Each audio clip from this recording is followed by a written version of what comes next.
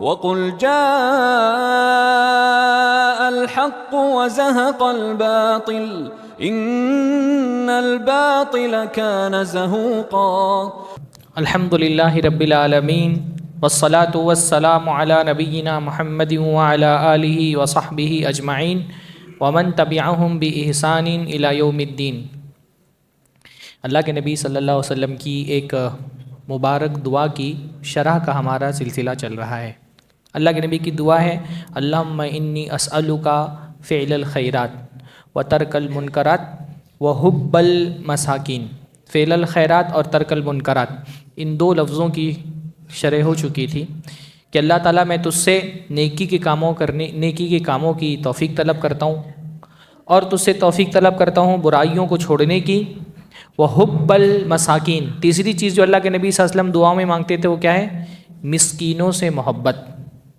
اللہ کے نبی اللہ تعالیٰ سے دعا کرتے تھے اللہ تعالیٰ میرے دل میں مسکینوں کی محبت ڈال دے، فقیروں کی محبت ڈال دے، غریبوں کی محبت ڈال دے۔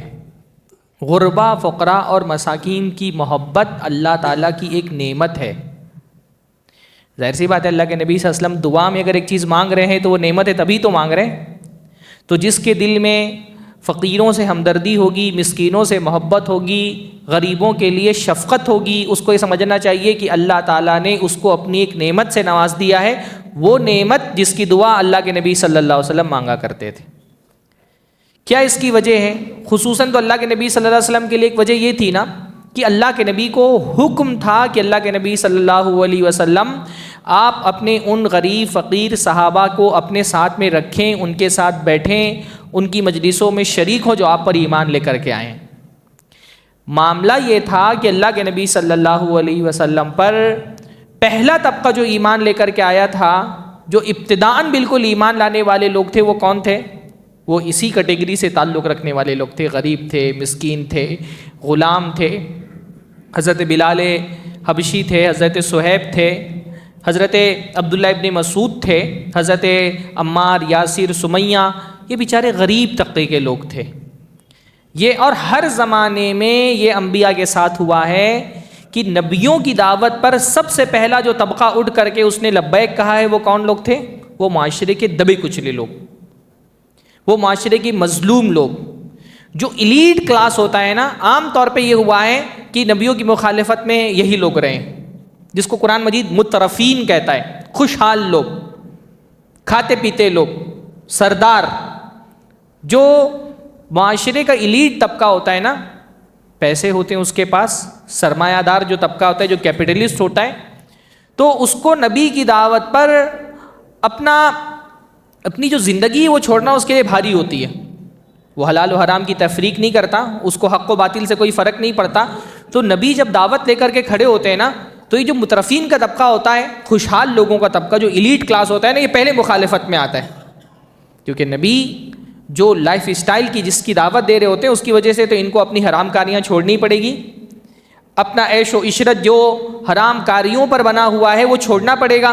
تو ہر زمانے میں یہ ہوا ہے کہ نبیوں کی مخالفت کرنے میں سب سے آگے کون لوگ رہے ہیں؟ مالدار لوگ، قوموں کے سردار، مترفین، الملا جن کو کہا گیا قرآن مجید کے اندر۔ اور جو نبیوں کی دعوت قبول کرنے والے لوگ رہے ہیں وہ کون رہے ہیں؟ نچلے طبقے کے لوگ۔ صرف نبیوں ہی کی دعوت نہیں، آپ دیکھیں گے دنیا میں جو انقلاب اٹھے، اس انقلاب کے پیچھے عام طور پہ معاشرے کے دبے کچلے افراد تھے جو ظلم کے خلاف کھڑے ہوئے ہر دور میں۔ تو اللہ کے نبی کے ساتھ بھی معاملہ یہ تھا کہ نبی صلی اللہ علیہ وسلم پر ایمان لانے والے جو اولین لوگ تھے ان میں زیادہ تر مالی اعتبار سے کمزور لوگ تھے۔ ابن مسعود غلام نہیں ہے، پر ابن مسعود حلیف تھے، ان کا کوئی اپنا خاندان مکہ میں نہیں تھا، وہ امیہ ابن خلف وغیرہ کی بکریاں چرایا کرتے تھے۔ حضرت بلال غلام تھے، حضرت عمار غلام، یاسر غلام، حضرت سمیہ غلام۔ تو یہ وہ طبقہ تھا تو جو بہت دبا کچلا ہوا تھا۔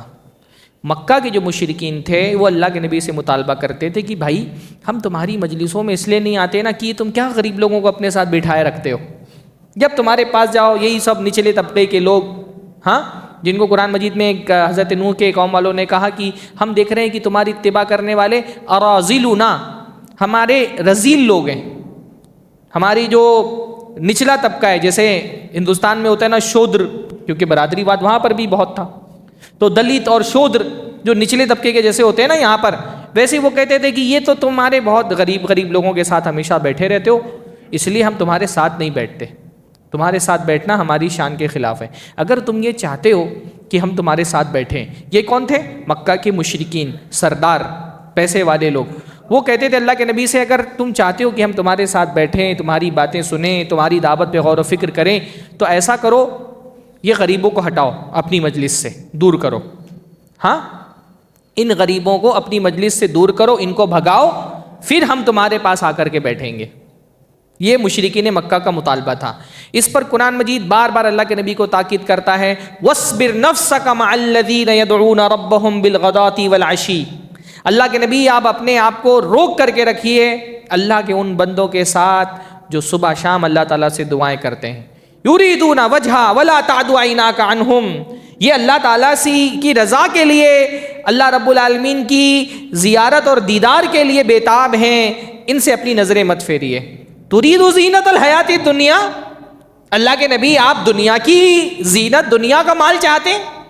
آپ ان امیروں کے بہکاوے میں بتائیے، وَلَا تَطْرُدِ الَّذِينَ يَدْعُونَ رَبَّهُمْ بِالْغَدَاةِ وَالْعَشِيِّ۔ دوسری جگہ فرمایا ان کو اپنی مجلسوں سے ہکالیے مت جو صبح شام اللہ تعالیٰ کا ذکر کرتے ہیں۔ بلکہ عبداللہ ابن ام مکتوم کو جو واقعہ پیش آیا، پتہ ہے نا وہ واقعہ، عبداللہ ابن ام مکتوم نابینا صحابی تھے، اللہ کے نبی صلی اللہ علیہ وسلم کسی سردار سے کوئی بات کر رہے تھے، دین کی دعوت دے رہے تھے، عبداللہ ابن ام مکتوم آئے، کچھ پوچھا اللہ کے نبی سے، اللہ کے نبی نے سوچا یہ بھی تو میں سردار سے گفتگو کر رہا ہوں، یہ اہم ہے ان کو دعوت دینا، یہ ان سے ہم بات میں نپٹ لیں گے، تو اللہ کے نبی نے تھوڑا سا اعراض کیا، چہرہ پھیر لیا، اللہ ناراض ہو گیا۔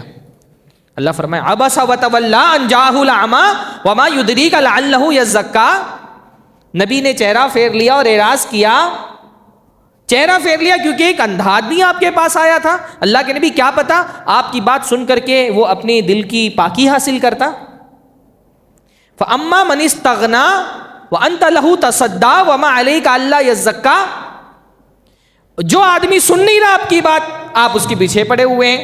وَأَمَّا مَنْ جَاءَكَ يَسْعَىٰ وَهُوَ يَخْشَىٰ فَأَنْتَ عَنْهُ تَلَهَّىٰ، اور ایک آدمی آپ کے پاس چل کر کے آیا ہے، اللہ سے ڈرتا ہے، آپ اس سے اعراض برت رہے، اس سے منہ پھیر رہے، ایک طرح سے پیار والی ڈانٹ اللہ کے نبی صلی اللہ علیہ وسلم کو پلائی گئی۔ تو نبی کو تو خصوصی طور پہ یہ تاکید تھی کہ یہ جو طبقہ آپ پہ اسلام، جس نے ایمان لایا ہے، اسلام قبول کیا ہے، غریبوں کا، مسکینوں کا طبقہ، آپ ان کو اپنے ساتھ رکھیے۔ اور اللہ کے نبی صلی اللہ علیہ وسلم اپنے ساتھ رکھتے تھے۔ اللہ کے نبی صلی اللہ علیہ وسلم کا اسوہ یہ نہیں تھا کہ اللہ کے نبی صلی اللہ علیہ وسلم امیروں کو ذرا زیادہ بھاؤ دے رہے ہیں، غریبوں سے اعراض برت رہے ہیں۔ اللہ کے نبی کی اس اسوے میں ہم جیسے طلباء کے لیے اور علماء اور دعات کے لیے بھی ایک بہت بڑی نصیحت ہے کہ بعض مرتبہ جو ایک داعی ہوتا ہے وہ اپنے مدعو میں امیر غریب کا فرق اس کو نہیں کرنا چاہیے، پیسے والا ہے تو اس کو بہت بھاؤ دے رہا ہے، اس کی دکانوں پہ جا کر کے بیٹھ رہا ہے، اسی کے ساتھ جا رہا ہے، گھوم رہا ہے، پھر رہا ہے، اس کے ایک ایک مسئلے کا جواب دے رہا ہے، اور غریب آدمی کچھ پوچھ لے تو اس کو حقارت سے جواب دے رہے۔ نہیں، داعی کو کبھی بھی اپنے مدعوین کے درمیان میں، امام کو اپنی مصلیوں کے درمیان میں، خطیب کو اپنے سامعین کے درمیان میں پیسے کی وجہ سے فرق نہیں کرنا چاہیے۔ اللہ کے نبی کی مجلس میں ہر کوئی ہوتا تھا، امیر غریب سب ہوتے تھے، بلکہ آپ دیکھیں گے قریب ترین جو اللہ کے نبی کے لوگ تھے وہ سب غریب لوگ ہی تھے۔ عبداللہ ابن مسعود صاحب النعلین ان کو کہا جاتا ہے، اللہ کے نبی صلی اللہ علیہ وسلم کی جوتیاں ہمیشہ پکڑے رہتے تھے، ہاں وضو کا پانی لیے رہتے تھے کہ کب اللہ کے نبی کو وضو کی ضرورت پیش آ جائے۔ بہت غریب آدمی تھے، حضرت بلال اللہ کے نبی کے ساتھی تھے، بہت غریب تھے۔ تو اللہ کے نبی اللہ سے دعا مانگتے تھے کہ اللہ ان مسکینوں کی محبت مجھے دل میں ڈال دے میرے۔ اللہ کے نبی اپنے صحابہ سے کہا کرتے تھے ابغونی الضعفاء، مجھے تلاش کر کے دو، بتاؤ مجھے کہاں پر غریب کمزور لوگ کہاں ہیں، مجھے بتاؤ تاکہ میں ان کے پاس جاؤں، ان کی ضرورتیں پوری کروں۔ بلکہ ایک روایت میں ابغونی فی الضعفاء، مجھے تلاش کرنا ہو تو غریبوں میں تلاش کرو، اگر معلوم کرنا ہو نبی کہا ہے تو دیکھو غریب لوگ کہاں رہتے ہیں، اللہ کے نبی تم کو وہیں ملیں گے۔ اللہ کے نبی مسکینوں سے محبت کرتے تھے، اس لیے یہ جو مسکینوں سے محبت ہے یہ طبیعت میں تواضع پیدا کرتی ہے۔ تواضع مطلب ہیوملٹی، ہاں جھکاؤ۔ تواضع کیا ہے؟ تکبر کی ضد ہے۔ تواضع کس کو کہتے ہیں؟ تکبر کی ضد کو۔ تو جو بندہ مسکینوں کے ساتھ، غریبوں کے ساتھ رہتا ہے نا، اس کے دل میں تکبر نہیں پیدا ہوتا۔ اس لیے بھی اللہ کے نبی صلی اللہ علیہ وسلم مسکینوں کی محبت مانگتے تھے کہ اللہ تعالیٰ مسکینوں کی محبت میرے دل میں ڈال دے، کیونکہ جو بندہ مسکینوں سے محبت کرے گا، ان کے ساتھ اٹھے گا، بیٹھے گا، رہے گا، تو اس کے دل میں کیا گھمنڈ اور غرور پیدا ہوگا. ہاں، اور اللہ کے نبی صلی اللہ علیہ وسلم کا معاملہ بھی یہی تھا کہ اللہ کے نبی کے دل میں کوئی گھمنڈ، کوئی غرور نہیں تھا. حالانکہ دنیا میں کوئی انسان اگر گھمنڈ کرنے کا حق رکھتا ہے تو اللہ کے نبی صلی اللہ علیہ وسلم رکھتے ہیں. اللہ نے فرمایا انا سید ولد آدم، میں آدم کی اولاد کا سردار ہوں. واللہ فخر، لیکن اس پر مجھے کوئی فخر نہیں، میں فخر سے نہیں کہہ رہا. یہ آدم کی اولاد کے سردار ہیں. جو مقام و مرتبہ اللہ تعالیٰ نے نبی کو دیا، دنیا میں کسی انسان کو مقام و مرتبہ نہیں دیا. لیکن کوئی گھمنڈ نہیں، تواضع اتنا کہ روایتوں میں آتا ہے کہ کوئی مدینہ کی لونڈی بھی اس کو کوئی ضرورت ہوتی، اللہ کے نبی کا ہاتھ پکڑ کے جہاں لے جانا چاہتی لے جاتی، کام کروا لیتی. ہاتھ پکڑنے کا مطلب یہ نہیں کہ فزیکلی ہاتھ پکڑتی تھی. علماء نے کہا اس کا مطلب یہ ہے کہ کوئی غریب سے غریب لونڈی جس کی کوئی حیثیت نہیں معاشرے میں، وہ بھی اللہ کے نبی سے کہتی میرے ساتھ چلیے، اللہ کے نبی اس کے ساتھ بھی چلے جاتے. بلکہ ایک روایت میں آتا ہے کہ ایک عورت اللہ کے نبی کے پاس آئی، اس کی عقل میں تھوڑی خفت تھی. تھوڑا سے ہوتے ہیں کچھ لوگ نا کم عقل ہوتے ہیں، کمزور دماغ والے ہوتے ہیں. آئی اور کہا آپ میرے ساتھ چلیے، مجھے ایک کام آپ سے کرانا ہے.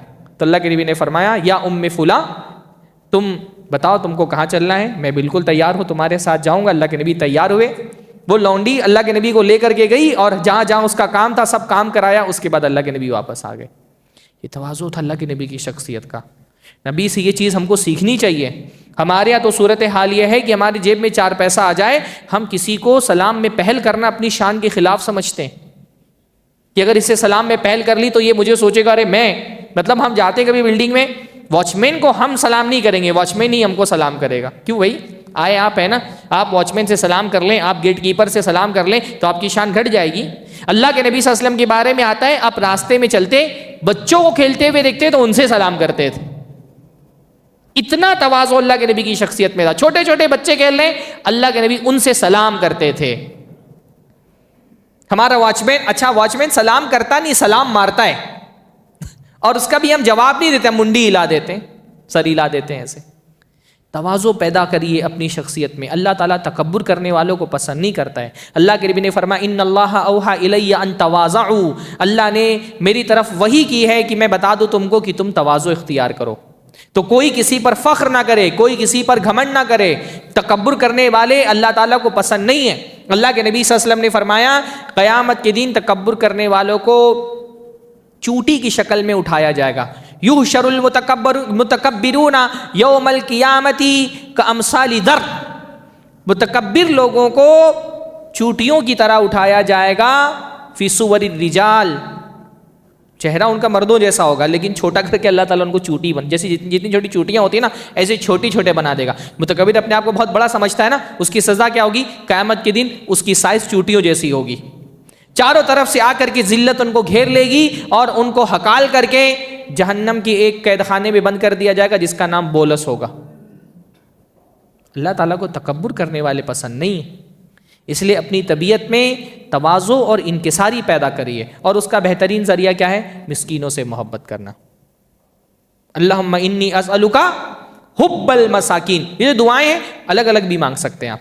اللہم انی اسألک حب المساکین، اللہ تعالیٰ مسکینوں کی محبت میرے دل کے اندر ڈال دے، مسکینوں سے محبت کرنے کی توفیق مجھے عطا فرما. اچھا، مسکینوں کی محبت کا ایک فائدہ اور کیا ہوتا ہے؟ مسکین کی محبت خالص اللہ کے لیے ہوتی ہے. اگر کسی غریب آدمی سے آپ محبت کر رہے ہیں تو ظاہر سی بات ہے اس سے ریٹرن میں تو آپ کو کچھ ملنے والا ہے نہیں. امیر آدمی سے، سیاست دان سے، صاحب منصب سے، صاحب اقتدار سے جب آپ کوئی محبت کرتے ہیں کہیں نہ کہیں دل میں یہ رہتا ہے کہ اس کے مال سے مجھے فائدہ ہو سکتا ہے، اس کے عہدے سے مجھے فائدہ ہو سکتا ہے. مسکین آدمی سے آپ محبت کریں گے، کیا ملے گا؟ بدلے میں آپ کو کچھ نہیں دے سکتا وہ.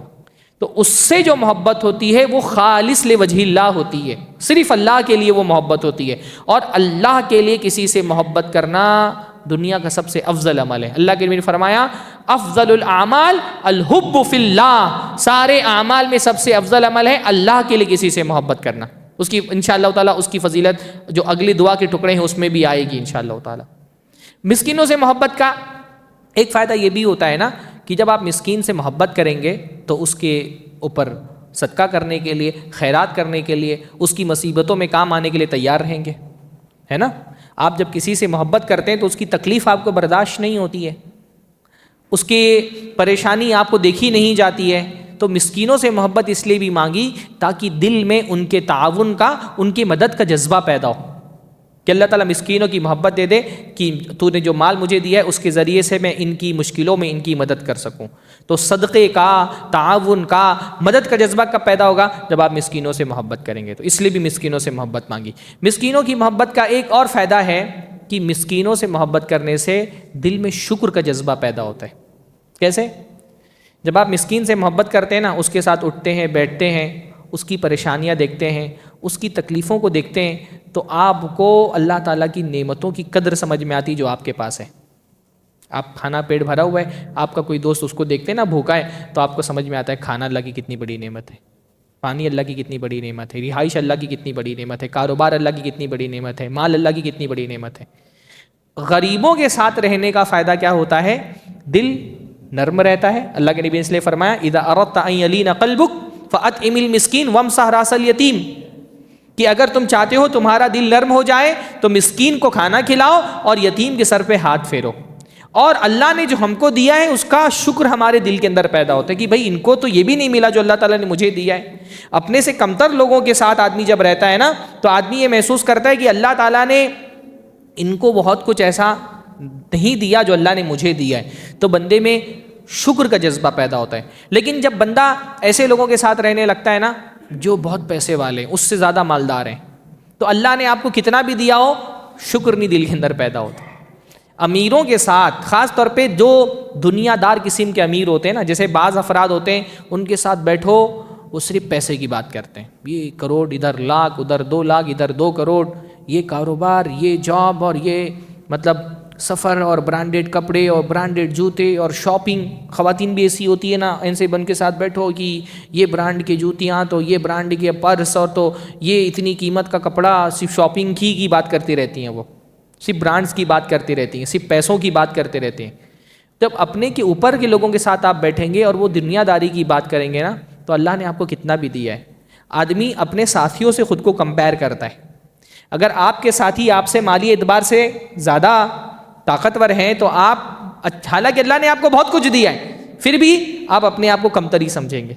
لیکن جن کے ساتھ اٹھتے بیٹھتے ہیں اگر وہ مالی اعتبار سے آپ سے کمتر ہیں تو آپ سوچیں گے اللہ تعالیٰ نے مجھے بہت غنی بنایا ہے۔ اس لیے اللہ کے نبی صلی اللہ علیہ وسلم باقاعدہ صحابہ کو حکم دیتے تھے۔ حضرت اللہ کے نبی صلی اللہ علیہ وسلم نے حضرت عائشہ رضی اللہ تعالیٰ عنہ کو حکم دیتے ہوئے فرمایا کہ عائشہ احب المساکین، مسکینوں سے محبت کرو، احب المساکین وقربیہم فإن اللہ یقربک یوم القیامہ، کہ عائشہ مسکینوں سے محبت کرو اور ان کو اپنے قریب کرو، ان کو اپنے قریب کرو گے اللہ تعالیٰ قیامت کے دن تم کو اپنے قریب کرے گا۔ حضرت عائشہ کو حکم دیا مسکینوں سے محبت کرنے کا۔ اور ایک بڑی پیاری روایت ہے حضرت ابو ذر رضی اللہ تعالیٰ عنہ سے، وہ کہتے ہیں امرنی خلیلی بسبع، میرے خلیل نے یعنی میرے دوست نے، کون تھے ان کے دوست؟ اللہ کے نبی صلی اللہ علیہ وسلم، میرے خلیل نے مجھے 7 چیزوں کا حکم دیا۔ امرنی بحب المساکین، مجھ کو حکم دیا کہ میں مسکینوں سے محبت کروں اور ان کو اپنے قریب کر لوں۔ وَأَمَرِنِي أَنْ أَنْظُرَ إِلَى مَنْ هُوَ دُونِي وَلَا أَنْظُرَ إِلَى مَنْ هُوَ فَوْقِي، اور مجھے حکم دیا کہ میں اپنے سے کمتر لوگوں کو دیکھوں، اپنے سے اوپر والوں کو نہ دیکھوں۔ وَأَمَرِنِي أَنْ أَصِلَ الرَّحِمَ، اور مجھے حکم دیا کہ میں رشتوں کو نبھاؤں، رشتوں کو جوڑوں، اور مجھے حکم دیا میں کسی سے کوئی چیز مانگوں نہ، مجھے حکم دیا کہ میں حق بات کہوں گرچہ وہ کڑوی کیوں نہ ہو، مجھے حکم دیا کہ میں اللہ کے معاملے میں کسی ملامت کرنے والے کی ملامت سے نہ ڈروں، اور مجھے حکم دیا میں کثرت سے لا حول ولا قوت الا باللہ پڑھوں، کیونکہ یہ جنت کے خزانوں میں سے خزانہ ہے جو عرش کے نیچے۔ 7 چیزوں کا حکم دیا، اس میں سے پہلے کس چیز کا حکم دیا؟ مسکینوں سے محبت کروں۔ تو اللہ تعالیٰ ہم کو بھی مسکینوں سے، غریبوں سے، معاشرے کے دبے کچلے طبقے سے محبت کرنے کی توفیق نصیب فرمائے۔